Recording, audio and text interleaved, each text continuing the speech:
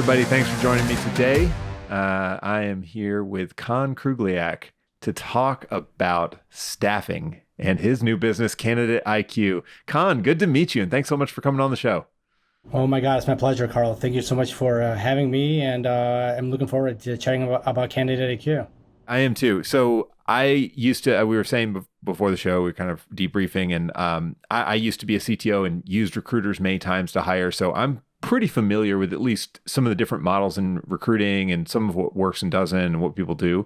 I'd love to hear, though, from your perspective, tell me about Candidate IQ and how you guys work today, what your model is today, and then we'll kind of work backwards from there. So Candidate IQ, I'd say like we're a boutique digital like type of a tech staffing company. We go out there, we try to build relationships with, let's say, with mid-sized companies, companies that are even like 10 people that don't have the resources to hire internal like recruiters, but always obviously need some sort of staffing need. So I think, with the experience that my organization has and, 10 plus, 15 plus years of working specifically in tech itself, I think we bring a vast network of candidates to a potential employer from not only from a technical side, but I would even tell you, Carl, from the functional side as well. I myself come from the corporate tech recruiting side, so I've had numerous years of recruiting on the functional and on the technical side of the house. Let's talk broadly about the recruiting industry right now, because I don't know about you, but I have one of my businesses that I run is very heavily like in tech. And so the last 2 years have been a roller coaster, as I'd imagine you've seen too. 2 years ago, it was gangbusters. We were just like printing money. It was great. I thought I was so smart. Last year was brutal. Zooming back out from our perspective, I think what we've seen is that interest rates going up meant VC money has kind of slowed down in the space. And then there's a lot of a follow-on effect to that. Anyway, how's that affected recruiting? Has that, caused you to have to go into other industries more? Or like, what have you done around that? I'm curious to hear your thoughts. I think it's the worst time to ever start a staffing agency, to be perfectly honest with you. And it really is. Yeah. And if I knew better, I might have thought once or twice, but it's not the best time. And a lot of reason is because you have a lot of big tech companies, right? And everything starts with the big tech and it kind of trickles down. A lot of big tech companies have eliminated a lot of like positions, a lot of teams in general, and they moved them a place like Mexico City, which I think is a huge hot spot right now, like for tech himself. A lot of reasons because they're paying people, at least half of what an employee like would cost in America, but you're still getting the similar, if not better, quality of work. So once that gets eliminated, recruiting is always one of the first to go within any organization. So as companies and teams start limiting teams, the recruiting pipeline on the market starts to build up, right? So there's a lot of, unfortunately, I should say, there's a lot of strong talent acquisition folks out there that are unemployed and are fighting to get a job right now. So I think right now, as people like myself are trying to engage new clients to kind of partner with, that's a huge challenge because they're not looking to partner with a third vendor to find the resources when these resources are sitting on the market, right? You could get them for free. So why go out there and pay somebody X amount of dollars to find somebody where they could do that themselves at this time? So that's kind of where we're at right now, where we have a surplus of strong talent on the market. Not to say, Carl, that companies aren't utilizing third parties. There are. I think it's the parties that have already established some sort of rapport with an organization. They have a strong personal relationship, not only a business relationship. But with somebody like myself or somebody else that's out there trying to establish new business, there's a challenge because A, nobody knows us, and B, it's like, well, I already have a partner, but also I'm not really hiring at that capacity that I need more manpower. Yeah, it's such a tough industry in general because the highs are so high and the lows are so low. And what I mean is, when things are hot and the job market is such that no one can hire fast enough, and although the talent is scarce, you guys are just fighting to get talent. On the other hand, when things are slow, you're like fighting to find the few clients that actually want to engage a third party recruiter. It's like you can't win. Yeah, it's tough. Like there was a time where they were coming to us, begging us like for talent, right? I remember when I was on the agency side, like before I transitioned to the corporate side, we were getting inbound leads, not outbound leads, right? They were fighting like for us because they couldn't find that good resource. But obviously, as technology has evolved and different platforms and outlets of finding like candidates has evolved, that kind of that faucet kind of became a close. But I will tell you this right now, it's just one of those times where it's definitely on the low. But I think, look, everything has a beginning, has an end, right? So I think that this will turn around. I think our market will turn around, and I think there's going to be a need for people like myself and other agencies to kind of like go out there and start building more relationships with potential clients. Sure. I mean, this is like one of the things I keep telling myself, and I've been in a career now long enough to see a couple ups and downs, though. It's just like this is the up and downs of tech that you kind of just have to ride if you're going to be in this industry. It's a little more volatile than some that are a little more old school, conservative, and slow. We ride high highs and low lows, and if you're not ready for that, then may not be the space for you to play in. As a new business owner, like, how do you think about like building the business in a way to survive the slow time that we all kind of acknowledge we're going to be in a way that you can kind of come out of it into a like, oh, you can really win once things pick back up, which I assume is kind of the way you're thinking about this. At least that's what I would do. Have you started, like, what's the strategy that kind of can help you do that? Well, the strategy really is trial and error. To tell you the truth, I think there are some things that work. There's some things that don't work. There are things that you take that work and you kind of re-engineer it and keep modifying it. I think a lot of it is just trying to, for somebody like myself that's very new in the market, where people don't know who Kon Kruglyak is, who Karl Hughes is, getting your name out there, is trying to get in front of as many people as possible and staying on the radar. I think that's more important. I think what a lot of people like don't tend to do, and I find this interesting, is the follow-up, right? Like you might send a call or you might send an email out, but then you move on to the next, and then this person gets, put to the side. Where, you know what, just because this person isn't able to work with you right now, that doesn't mean in a year or two, and I know I'm projecting, but still, this person could come back around and say, hey, you stayed on top of me. I kind of know you now because you stalked me with all your emails. I'll give you a chance because at the very least, you kept me like on your radar. So my strategy is to stay in front of as many people as possible right now that I think I can build a relationship with down the line. And I've had conversations with a lot of people like, hey, Kon, thanks for reaching out. Unfortunately, we're just not able to use third parties. And that's perfectly fine. Just because they can now, that doesn't mean that they can't 6 months from now, a year from now, 2 years from now.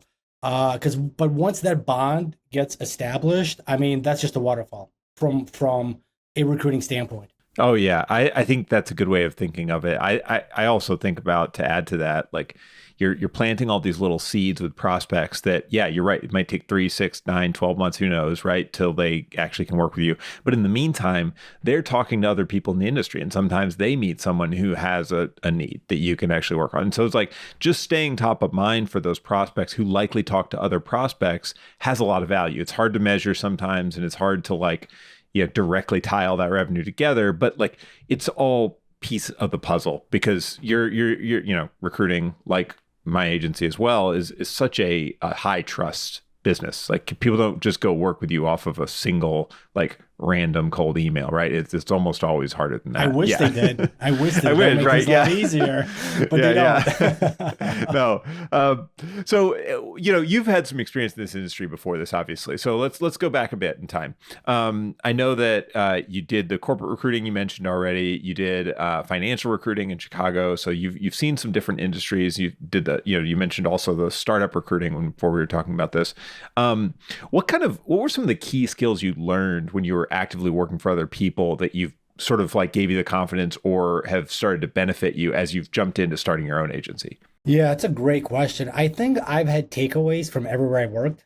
I think to get to where I am today, I think that kind of molded me into who I am. I think a lot of it is having a personality to engage with people, but also having the self-confidence, right? Because at the end of the day, if you're going to be speaking with a high level executive and you're going to be like, well, how much money do you make?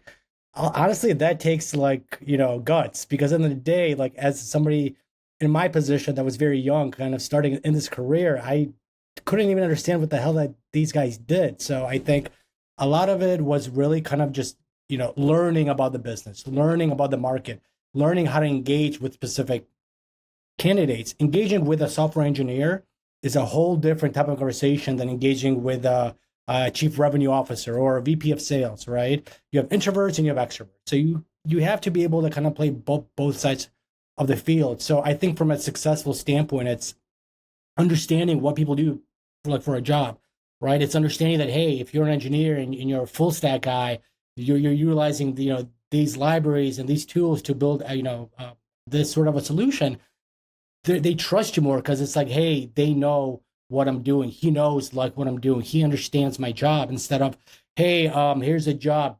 Do you want to apply for it, right? Because they have 1,000 recruiters beating up on them trying to have a conversation, right? Like from an engineering standpoint. And you're a CTO or you were a CTO, so you understand from that standpoint how people on the tech side are in demand. So if you could build that trust, they will work for you. And the same thing goes on the sales side or the functional side of the house. It's understanding and how to engage with a specific person, what they do, how they do it, why they do it, and trying to let them know that you're there to provide a benefit for them. So to kind of put everything in full circle, it's building a knowledge of what you're doing. It's building a knowledge. If you're on the agency side, it's understanding what your client does. And if you're pitching a client to a potential candidate, it's understanding who the client is, right? It's doing your due diligence. That's similar like on the corporate side. As I made the transition from the agency side to the corporate side, you're now wearing that company on your jersey, right? So you're an internal representative of company X, Y, and Z. So it's also understanding, well, my company develops these type of products. This is our market share. These are our competitors. Here's how you'll benefit. Here's how you'll be part of the revenue stream. Things of that nature. And I think like if you're able to put all that together, you're a very dangerous person. You're able to steal people from your competition. And that excites me because to me, like that's playing like the game, right? You're playing a game against other good talent acquisition people that are trying to recruit possibly similar persons. So if you have your lingo correct and you have the right storytelling correct, I mean, anything's possible. Yeah, you said something at the beginning that I really resonated with me, and that was that working in corporate and working several years of jobs for other people really gave you the self-confidence that you had the skills, knowledge, ability to actually do this on your own. I feel very similarly. And I think a lot of people, they look at people who come just out of college and start a business and they're like, oh, I wish I was that ready back then, or I could have done that then. But like, the truth is I wasn't ready for that back then. And I needed to build enough confidence and see enough, reps of something before I felt like I was ready to go jump out on my own and I could do this. And so I think that's true for a lot of entrepreneurs. And maybe my point in just saying that is like, don't feel bad if you're 20, 30 years into your career and you decide to start a business. Like, that's okay. Like, it may have just all been building up to that, right? Absolutely. There's zero chance. There's infinity zero chance that I would have started a career or started like my own business at 22. I couldn't probably even spell the word IT, to be honest with you. I didn't know what these guys did. It took me like a while to kind of get an understanding of what these engineers do, all these programming languages, these libraries, development libraries change consistently. It's tough to kind of put your hands around it unless you have under the hood extensive amount of time kind of engaging with engineers that teach you things, right? If you start asking them about what they do daily, they'll talk their tails off because they love talking about the products that they build. So that helped me to kind of comprehend, okay, so John is building this solution with this tool, Amanda is building this solution with this tool. And you kind of, the more conversation you have, the more redundancy and the more memory that you're comprehending. So I tip my cap to 24-year-olds that are, CEOs of these startups, but it's also not a common thing. Not everybody can do it. It takes a special person. So I don't feel bad that I'm not one of them. No, yeah, totally. Something else that we were talking before this that I find fascinating, and I always ask entrepreneurs about the value of this, but you went back during COVID and got an MBA and then since started your own business. So I'm curious, are there any things you picked up in going back to school that have been helpful as you've gone out on your own? Is it something you recommend to other entrepreneurs? I don't think you need an MBA to be an entrepreneur. To be perfectly honest with you, I don't think me getting an MBA is what drove me to be an entrepreneur. or to start my own agency. I always knew in the back of my mind that once I'm done with corporate, um, if in my life scenario, if this is open to me, this is what I want to try. At the end of the day, if you try and it doesn't work, well, then at least you gave it a shot. I can live with that, right? Not trying is what I can't live with. Not giving it an opportunity to grow and kind of putting myself into it is what I can't live with. I do think going back and for a secondary degree, depending on what you do, I think it's very valuable. From a candidate standpoint, I think it's great to round out your background. You're a lot more marketable, right? A lot more attractive. I think. I think you do get a leg up in the market if you have a secondary degree. I do. I think unfortunately it's a bias, but I think that it is the case that a lot of companies says, well, they do the same job, but this guy has an MBA and this guy doesn't. Let's give this guy like a try. So I do think that you do have a leg up. I think, from that standpoint, I do think that you could learn a lot. I learned a lot just from my teammates, from all these different corporate people that I've done group projects with, and kind of getting a perspective on their thought process on how they solve a business problem. It was great because, we are working on all these different case studies, and I work with people that worked at Accenture, at Deloitte, at Facebook, right, at all these other big tech companies, and they're explaining to me how, as we're kind of putting our work together, because projects get divvied up as far as like the workload. He's bringing a different thought process. I'm like, wow, I would have never thought of that because he was taught a different way of doing things, right?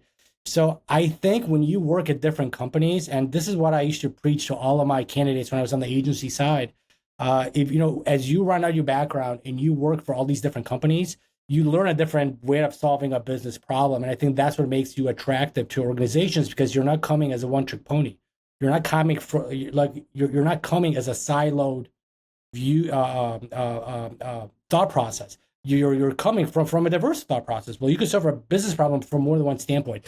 So I think for me personally, my biggest takeaway from the MBA was definitely the network of people that you meet. I think is essential. I think that allows me right now to reach out to certain people I was in a group with and try to reestablish that relationship, but also learning new ways of solving a business problem because you have all these people that have strong experience in the market, work for great companies, and they're sharing things with you that you might have never came across before.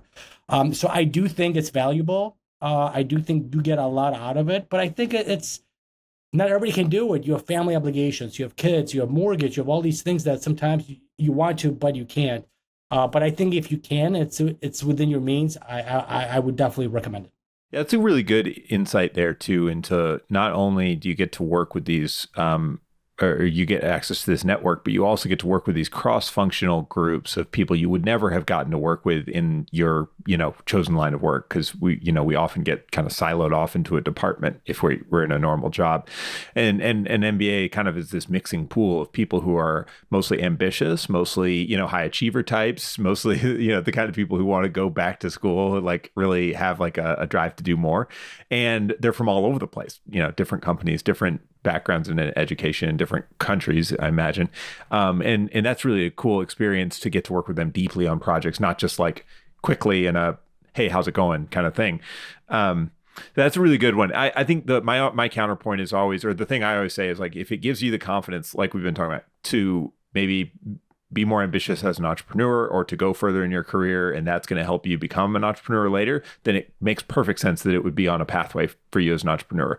On the other hand, like you mentioned, if it's like going to run into your there's a financial cost to it too, right? So if you're going to take out a huge amount of debt for an MBA program and then you realize you want to start a business and it's going to take you a long time to pay that off, just think about that, right? It's not like you can't do it, but it's like you're putting yourself in a hole to dig out of later. And so it's like, there's practical things. We've talked about the industry right now. It's in a tough spot, but you also touched on some of the, ways you've started to get your first customers, and you're starting to build this little engine of a business here. So what's working so far? I'm imagining you're mostly getting business off of like prior relationships and networking and referrals, but tell me if I'm wrong. What's going on? No, you hit that nail on the head. Right now, I'd say the majority of the business I've gotten is definitely from people I know, like people I built a relationship with in the past. That's not, to be truthful, I don't know, that's great right now. That's obviously not like how you build an empire, you know what I mean? But I think right now I'm blessed, to have the people that I know that are able to kind of partner with me right now and just kind of get me up and running.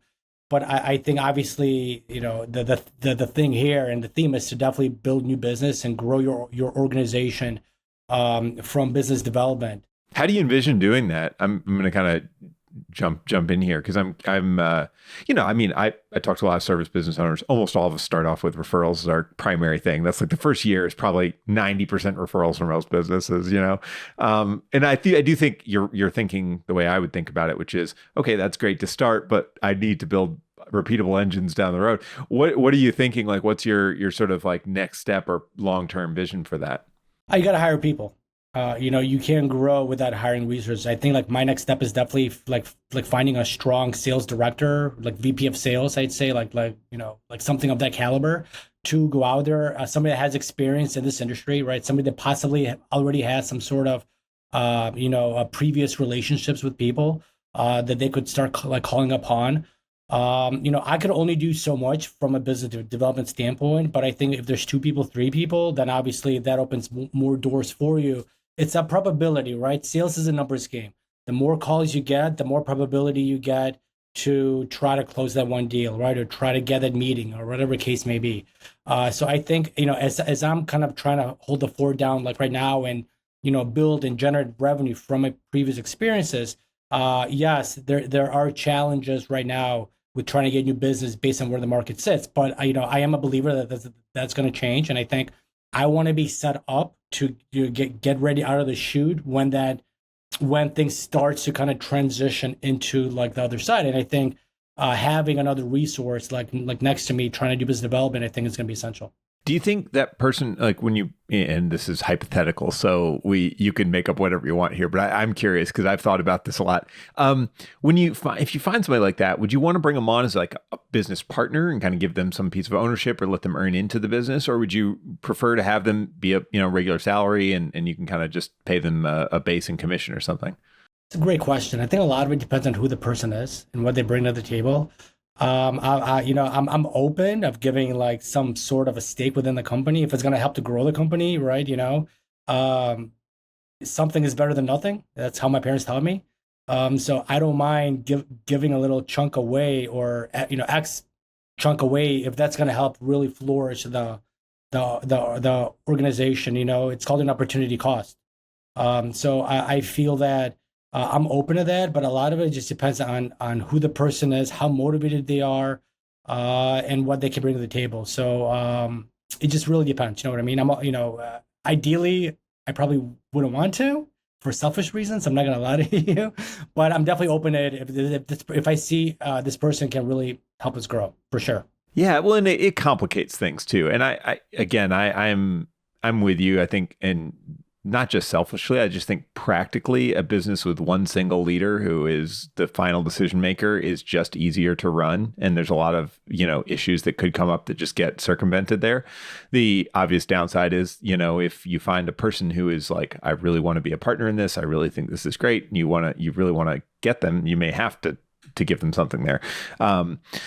But yeah, it's an interesting one. I kind of went through this. When I started my business, I was solo, and then 3-4 years in, I ended up bringing on a partner, and we sort of did it in incremental stages, so it wasn't like 0 to 1. It was like you tested the waters a little bit and slowly built up to it, and it's like now we're basically 50-50. But yeah, it's a scary thing. I mean, I'll say that candidly. Like you don't know on day 0.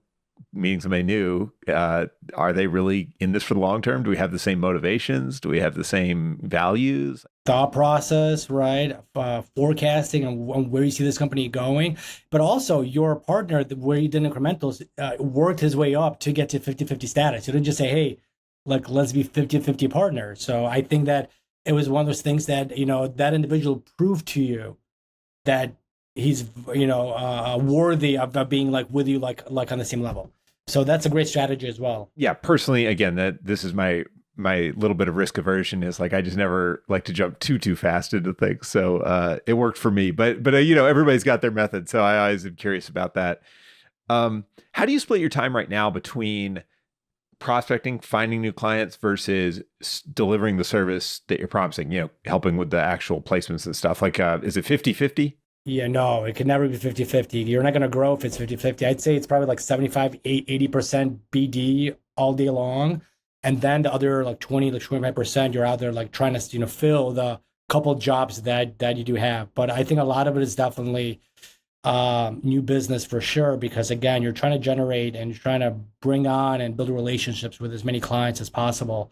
Because without that, there is no business. And just because your current network is giving you a job or two, that's might not, that might be like a one-off as well. So again, a lot of companies are, Carl, to be honest with you, a lot of companies are not hiring at the capacity that we think we are, right? So last week, there was a report that came out from the Department of Employment that they like over forecasted that they hired 818,000 people or something of that nature, which is crazy to me. How do you say that you hired 818 people when you obviously didn't? So the numbers are so miscued, and you have a lot of people that our unemployment rate seems to be low, but how many people aren't filing for unemployment anymore because their benefits like have exhausted? Our unemployment rate, we don't even know where it's at if we actually did the actual numbers. So from that standpoint, I think companies are hesitant to generate their revenue to payroll right now. Sure, they're hiring. Sure, they have needs to keep generating like revenue, right? But also everything is such a gray area right now where you just really don't know like what's true and what's not. That's why it's, even from my people that I know, it's hard to have consistent residual business from them, because they're just hiring maybe like once or twice a quarter, right? Because they have a specific need for a specific position. Yeah. Yeah. So interesting. I mean, it's just got to be like, again, I feel this in our company too. We're being a marketing company. It's very easy when things get tough to say, well, let's just pause on long-term marketing work, because that's not the stuff that pays off tomorrow. It's let's just focus on sales because that pays off tomorrow. That closes the deals we have. And it's, yeah, you can't argue with the logic. It's technically correct. And, that I get it when companies are under the gun, they got to do what they got to do. But it's rough to run a business there where you're at the whims of the market that you have no control over. But, that's part of entrepreneurship, I suppose. That is that's a risk you take sometimes. But again, like it can blow up, or it could be extremely, it could be awesome, right? It could just like flourish. So I think, if people see the course, and it's almost like recruiting on a very niche position. If you see the course and you keep digging under the hood, no matter how hard that position is, you're gonna find the right person. And that's kind of what, my mentor back in the day when I first started recruiting, I used to complain and kick and scream and moan how hard this position is. I just can't find this specific skill set. It's so niche. You go, stay true to the search. You will find this person. Do X, Y, and Z. And this is the same thing. It's like, yes, it's tough. It's like sometimes we have to keep our heads above water. But again, you're gonna start swimming and paddling, and then who knows? You might become like Michael Phelps of the water, right? And things will evolve. And again, I'm a true believer of staying true to what you do. And there's bumps in the road, and if it was easy, everybody would do it. And I think that's kind of what separates like some of us from the rest of the pack. Totally. Yeah. I mean, right. If, those online dreams of making $100,000 in passive income by doing nothing all day, if that was true, everybody would be out here being an entrepreneur. It's just not that easy. And, most of us go through years of making very little money before we kind of turn the corner and figure out how to actually make the thing work. Right. How do this is something I always ask people, and I because I think I'm still working on my answer personally. But how do we all ride these waves? We've got to do it. And if we're going to stay in this game of entrepreneurship, we're going to have a lot of them. How have you started to or been riding these waves? And what, do you have coping strategies? Do you have support? Like how do you get through the rough days? There are people that I think I looked up to in the past that I have conversation with that kind of walked me off the ledge of keep pushing forward, keep doing what you're doing. It's tough sometimes. I'm not gonna lie to you. I think sometimes it's, your mind plays tricks on you. Is this the right move? Did I make a mistake? Should I be doing this? But I think like once you speak with people that care about you, like that love you, that keep supporting you and telling you to keep moving forward, you keep thinking to yourself, you know what, I can do this. Rome wasn't built overnight. Bezos did not build Amazon overnight, right? Like things of that nature. Like you look at people that have tremendous amount of success, and you look at the bumps and bruises that they took to get to what they are. I'm not saying I'm trying to be a billionaire here, or you could be a billionaire in the staffing industry, but at the end of the day, to build something of your own is gonna take time. I've been only doing it for a short amount of time, and to have that success that I want to have, that it's not going to be within this time span that I've been doing this. And I think you have to get in the ring. You got to take your punches. You got to take your knockdowns. But, what keeps you moving forward, what separates you from the pack is to be able to take those punches and keep moving forward. And I think that that's the essential piece of building a business, is that you have to fail before you succeed. So I'm in this area of obviously having a little success, but also failing because I'm getting a lot of like rejection from potential clients. But that's part of the game. That's kind of what you have to do. And I think, if you can persevere like through it, you could like come back around like on the other side. Yeah, absolutely. I think starting a business like this during a down cycle is almost, I don't want to say better, but it has its advantages, or it has its good lessons to learn. And that is like, you're going to learn how to work really hard, but B, like how to get creative and how to slip through the cracks that the bigger guys can't, deliver on things. And you're going to do things in a different way because you have to, just to survive.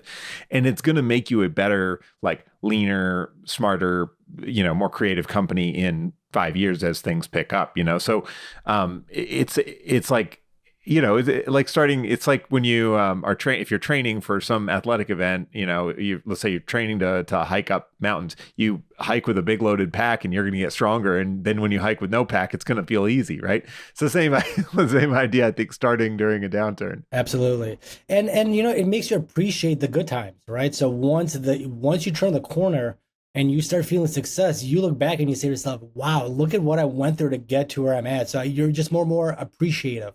And I think me, myself personally, I will have such a different outlook on kind of running a business, but going through such a downslide where when things do pick up, you're so much more appreciative of all the good things. And I think you take a different approach to your business sense as well.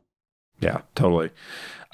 Let's talk about hiring, because this is obviously, anybody listening to this who's an agency owner or thinking about starting their own agency, at some point you're going to start to hire, and hiring is hard. Everybody says that. And it's, that's like, I agree. I don't think there's a silver bullet to hiring.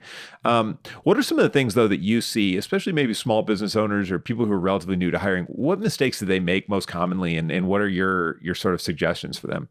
So there are a lot of good people in the market, right? But I feel like a lot of companies are very passive in the sense where instead of physically speaking with people, they make them do assessments, or they make them do videos, or they do all this stuff that honestly, it's like, I'm not against those things at a certain point, but if that's your initial type of recruitment process where, hey, we need you to do an assessment, or hey, record a 90 or a 2-minute video about who you are, and that's your decision, and if this person is part of our culture or part of our team, I mean, to me, that's just ridiculous. I'll be honest, I would never want to work for a company that is going to eliminate you without even speaking with you. It feels to me like going on a first date, but before I get to the restaurant, the woman texts me a form to fill out. Let's FaceTime or something. It's like, oh my God, like if you already identified, if you reached out to this person saying, hey, we've identified your resume, please do a video for us. No. What are talent acquisition people paid for? To do their job, to do the screening. They should get on the call and speak. Not even a video. You know what? Some people are scared to get on the video and have a conversation. Get on the phone, whatever case may be. But physically speak with that person if you've already identified that he's a potential he or she is a potential suitable candidate. Don't just throw a video at them and then you make the decision, well, this video isn't good enough, so we're gonna bypass. That could be the right person for the job. So if I have any critique to organizations about their hiring process, knock that off. speak with people, learn about them, take a little time. You pay talent acquisition, recruiters for that specific reason. Because honestly, at the end of the day, AI can do that for you to get all the buzzwords, scrape all the buzzwords off of a resume, say, hey, this person hit X amount of buzzwords. Let's automatically send them a link. I mean, to me, that's just appalling. That's not the way to recruit. Recruiting is building a relationship with people, right? That's how I always taught. You build personal relationship with people. No matter if you hire them or you don't, you treat them with respect. But people get eliminated for like nonsense. And I'm not saying that people shouldn't do an assessment test or specific jobs require it. Engineers, right? You got to build some sort of solution. Well, sure. No, for sure. But at least you've already spoken with that person to get to the final stage. But you're asking candidates to do homework before even speaking with them. To me, that's just appalling. And I think companies need to kind of re-engineer their thought process about that specific model, because I would never interview for a job where you make me do stuff without even speaking with me. But that's just me personally. And also, I will say that I'm probably the same. Although you and I, being entrepreneurs at this point, are probably the worst people to talk to about what we wouldn't do for employers. But think about this, Carl. Look, let's say you put a candidate in the pipeline, and then he's being thrown through all these hoops without even like having a candidate. But like, let's say would not even get to meet people. They're gonna be like, Kon, I'm not interested in this. And then I'm gonna look bad to the client because, well, I can't keep my candidate in control, right? Or I can't control a candidate. So it's still kind of a catch-22 where, it goes both ways.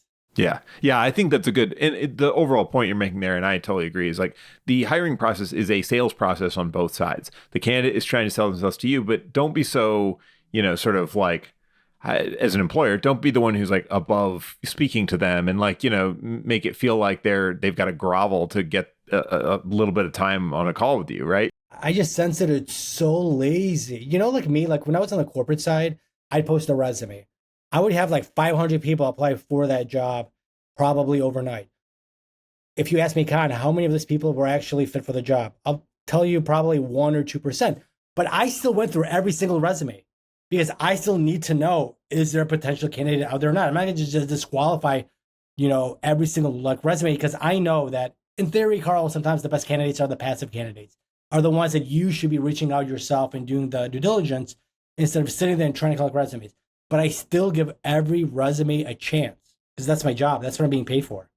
But there's so much bad recruiting on the market, especially on the corporate recruiting, where these kids, I don't want to say kids, that's not the right term, but some of these people don't understand how to properly recruit, how to be a talent acquisition individual. They're just sitting there collecting resumes and hoping that 1 or 2 that they sent to a hiring manager sticks, instead of physically going out there and doing their jobs, which is hunting down people that are doing similar jobs that your business unit is looking to fill. Now, one of the kind of related question, and this gets beyond just recruiting, but I think it's all relevant. It's like, what do small businesses do to keep really good people? Because I mean, I'm imagining you come at this a couple angles. One is you want to help hire for the companies that are best to work for, because that's the easiest to find people who want to stay there and whatever, that's good for you. On the other side, you probably tried to pull some candidates from places and they're like, no way, I'm never leaving. This place is awesome. Like, what are some of the really good things that employers can do, though, especially smaller businesses, to retain the really good people? Yeah, it's a good question. I'd say transparency is essential.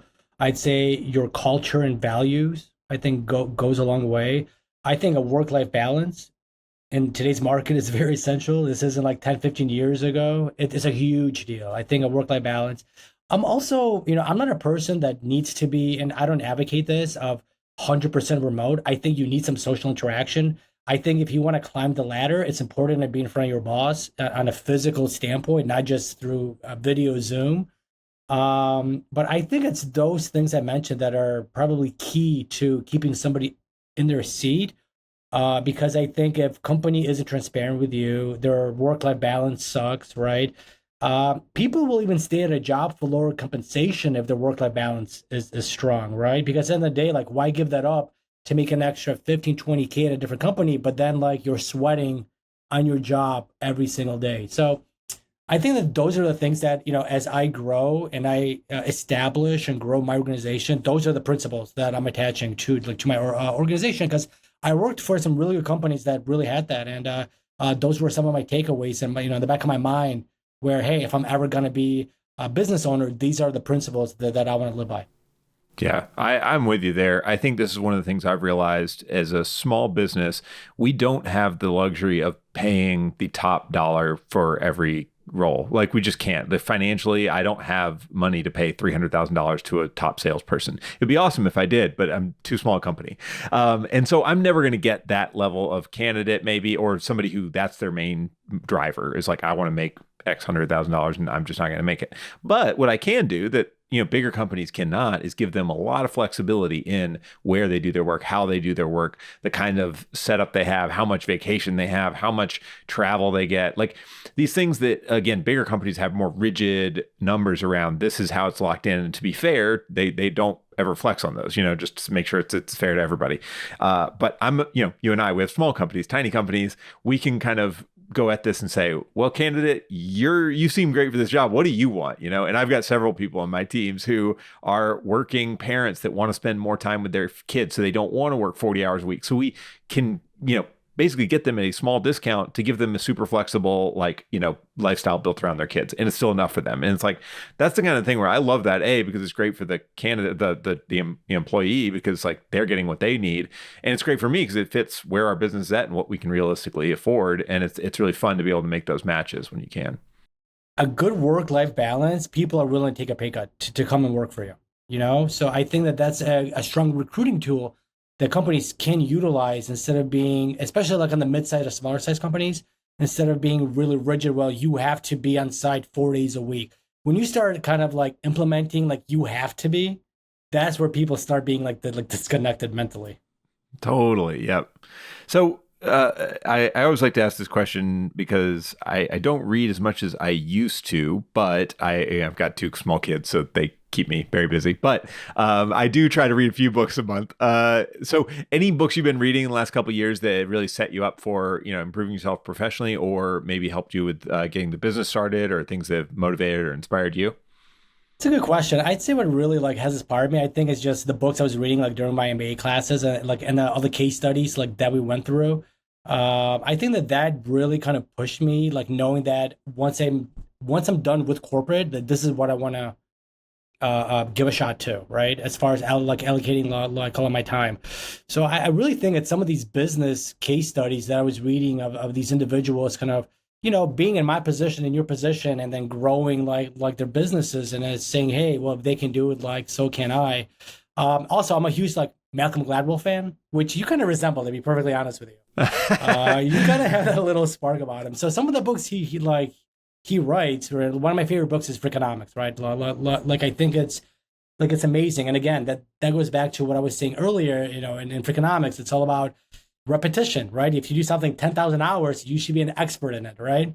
So this isn't different. So I think a lot of the books that he wrote himself, I think, are pretty motivating to me because they just make so much sense that if you do X, Y, and Z, there's zero chance that you should not be able to succeed.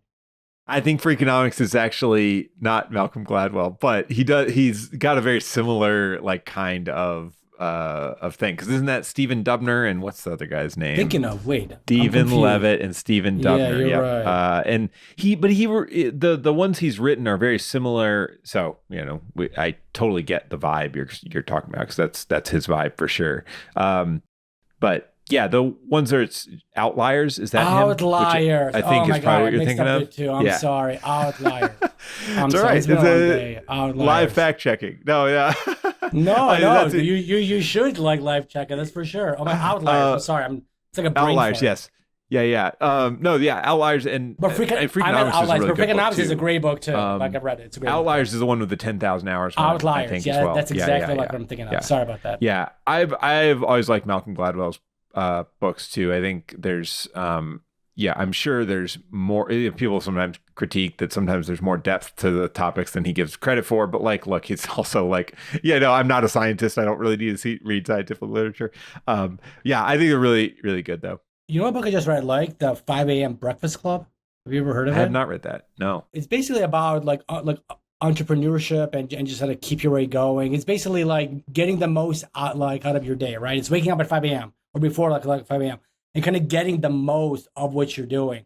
I'm not a huge morning person. I'm not gonna sit here and tell you I wake up at 4:30 and I'm doing cartwheels, but I am trying to be better about that, right? I am trying to, like, my alarm is set at 6 a.m. I'm out of bed by 6:30. I sometimes I go to the gym or I just sit there and I go through my emails and read my coffee and things like that. But I do agree that the earlier you wake up, the more you're maximizing like your day, like, for sure. I think with what I do and what you do, I think sometimes we have to obviously put in more hours into our jobs than your normal like 8. I mean, I might be sitting there at 8 p.m. like watching the Cubs game, still on my laptop doing my reach outs or going through emails, like things of that nature. So we have to put in like more hours right now so it becomes easier like down the line. Oh, totally. And it's also, to me, that the hard part is, and the thing that's different when you have a job versus you are self-employed, is like that you never really turn it off. I mean, I might not be technically in front of my laptop working, but I mean, if I'm taking a walk, I'm thinking about something related to work. It doesn't, it's, and I try, I mean, I will say, like, I have tried to regularly get myself separated from it enough that I don't think about it, because I think it is healthy to have some separation there, but it's hard because it's your baby. It's hard. It's hard to disconnect, it's really hard. Like, even on vacation, you want to have a great time. You can't disconnect because you're like, well, what am I going to do here? And when I get back, I have to worry about this and that. And it's tough, but it is your baby and you got to nurture it. Yeah. So Kon, one other question I always like to ask, because I'd love to check in and see where you're at. If I check back in with you in a year, where do you want to be? What do you hope you have accomplished? Well, I hope I have a better background of you. Like, that's I hope I have a physical office, things of that nature. I feel like I'm Amazon, like starting in my garage right now. I'd like to have a person or two. I'd like to be at 3 people. Like, how about that? I think that's a good start, where you could have at least like one external BD guy, one external recruiter, a good flow of job orders, like, from clients, strong residual business. I think if I could take that, by next summer, I will be extremely happy. Awesome. All right. Well, Kon Kruglyak, we will check in with you next year, and you can let us know how that's going. And for everybody, listening, where can people follow up with you or find more about Candidate IQ? Yeah. So we have a website called www.thecandidateiq.com. Also, if you Google Candidate IQ, we're the first link, and you could find us on LinkedIn by typing in Candidate IQ, and on the About Us link, there is our website. Great. Thanks, Kon. I appreciate the time. Thanks, Carl. Cheers. Bye. Thank you for watching this episode of Retain Trust. If you like this one, give it a thumbs up and subscribe on YouTube. It takes 2 seconds and it helps others find out about the show. And if you have questions or suggestions for a future episode, leave a comment. See you next time.